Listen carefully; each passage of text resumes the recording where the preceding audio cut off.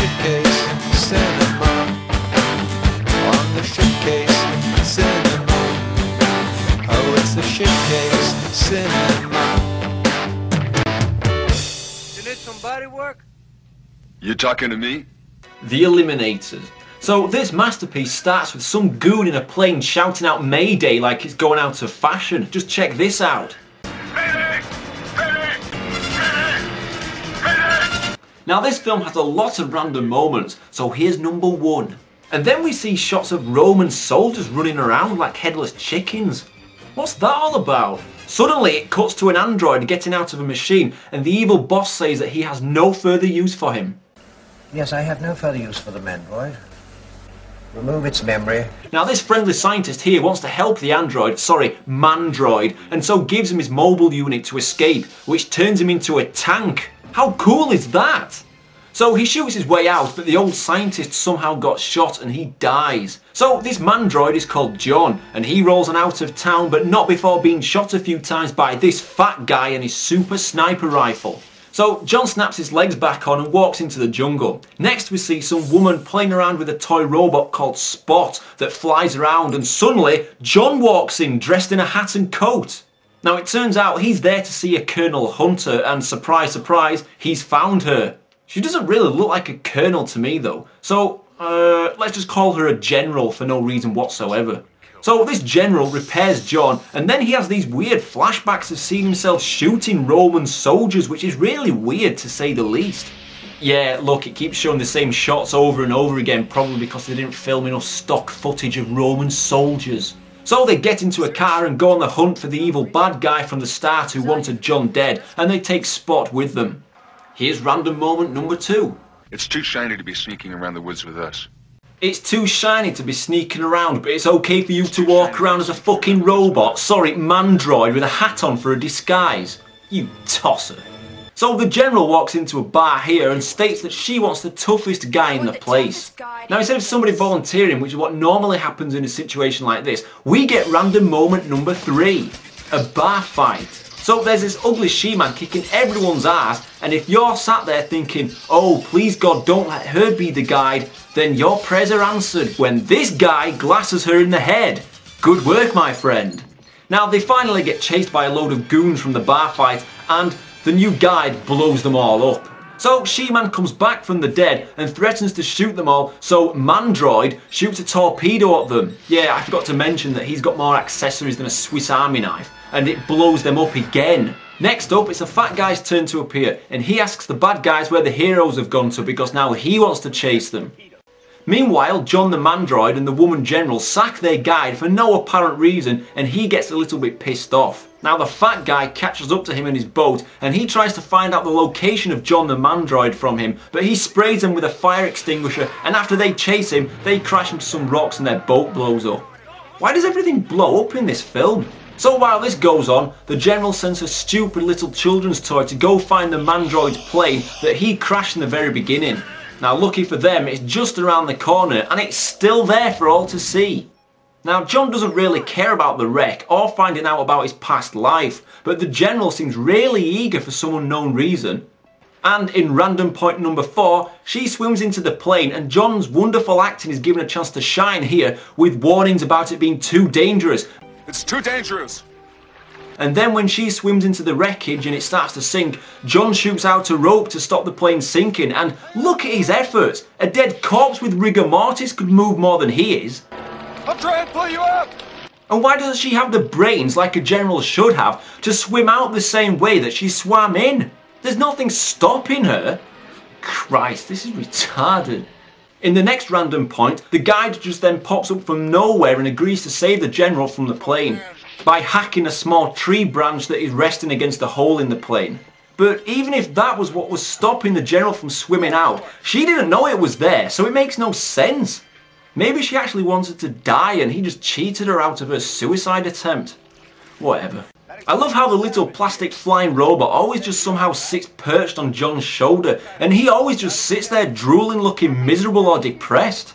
But it's not only androids that can have mandroids that can have little weird robots sat on their shoulders. No, look, I've got an Optimus Prime toy sitting on my shoulder, and just to be on the same pedestal as the Mandroid, I can also look thoroughly depressed.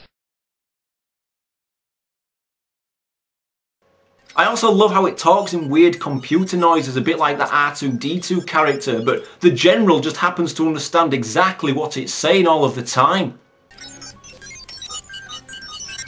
What's wrong, Spot?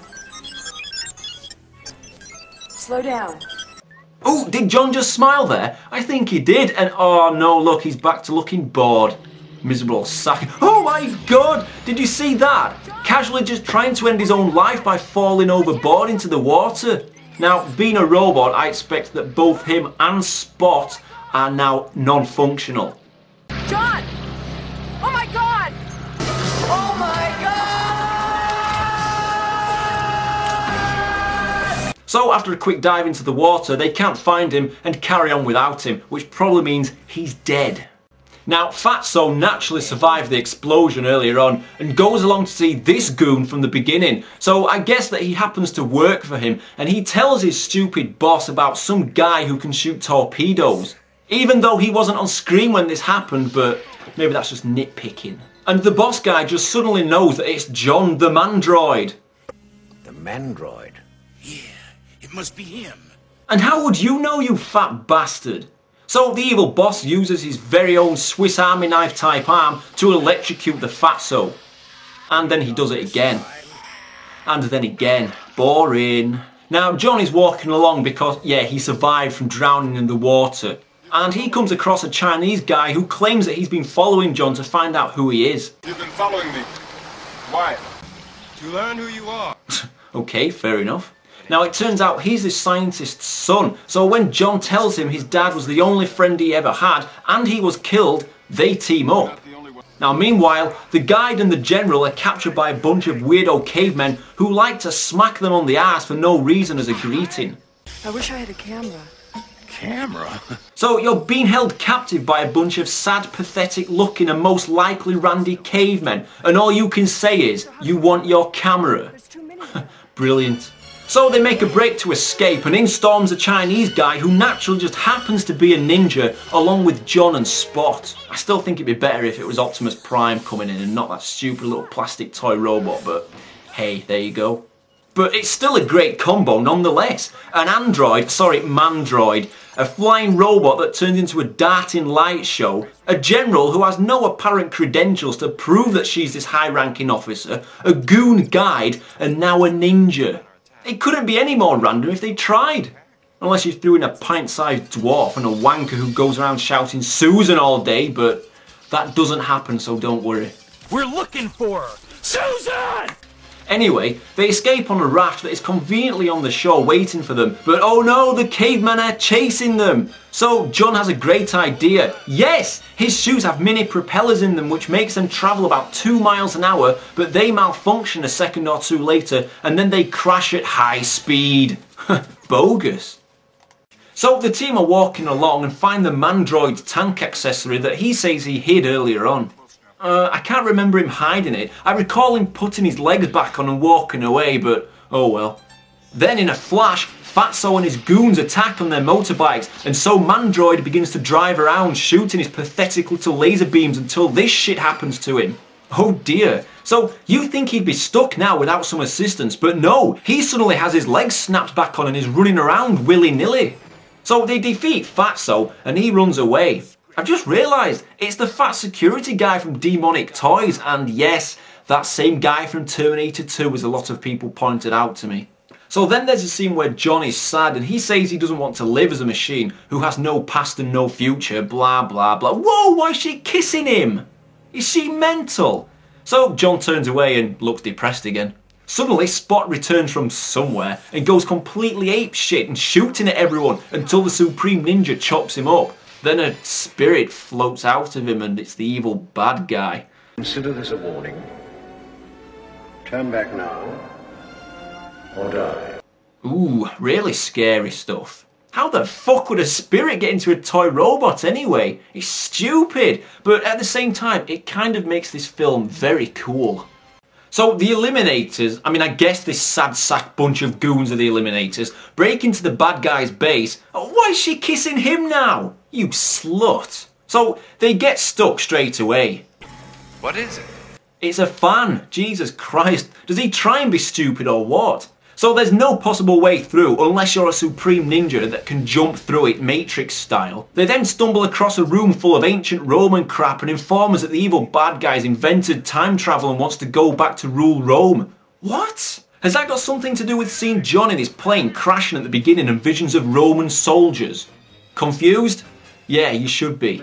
So Robocop, sorry, why am I calling him Robocop? Is surrounded by a bunch of bad guys and then his friends are brought out by the fat guy. But when did they get captured? They all fight off the bad guys in the greatest battle you'll ever see. And then the ultimate bad guy joins in just for a laugh. And he looks like shit. Plus, all he does is laugh, which kind of reminds me of the Ninja Master from those classic Richard Harrison movies. So he shoots John about 10,000 times, puts the other heroes in an energy prison or something, which he shoots from his shield I might add, and then he walks off laughing.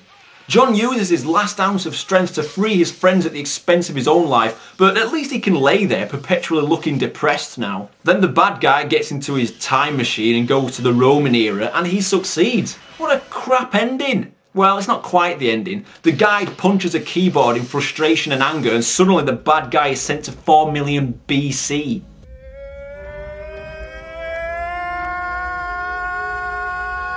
So after all the randomness of this movie, let's get a short word from some random goon. Wasn't all that impressed by it. CGI was pretty poor, acting was terrible. To be honest, the only decent part of the enjoyment of that film was the Japanese ninja guy who kind of reminded me of Jaguar Wong. But in my opinion, I'll give it a 4 out of 10. Now, speaking of goons, other than the ones that are in this film, a fan asked me to mention the fact that it was his birthday last week and he wanted to be called a random goon. So if anyone leaves comments on the videos here or on the Facebook group, put what you've got to say and then at the end of your message put PS Minty is a goon. And I'm sure that'll make him a nice happy belated birthday present. So it's completely crazy in the typical B movie, but it's entertaining enough, yet that doesn't merit a good score here on Shitcase Cinema. So 3.5 out of 10.